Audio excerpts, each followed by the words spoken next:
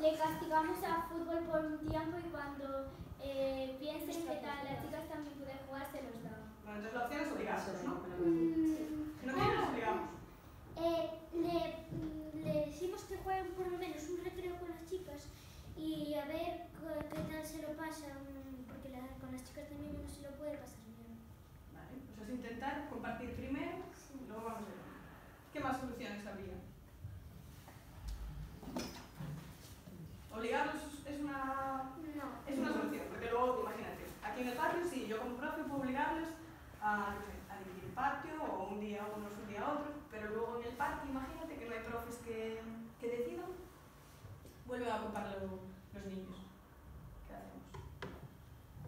Decir que todos nosotros también podemos jugar al fútbol. ¿Y solo con decirlo? Se van a obligar. Bueno, depende de qué personas sean. ¿De qué?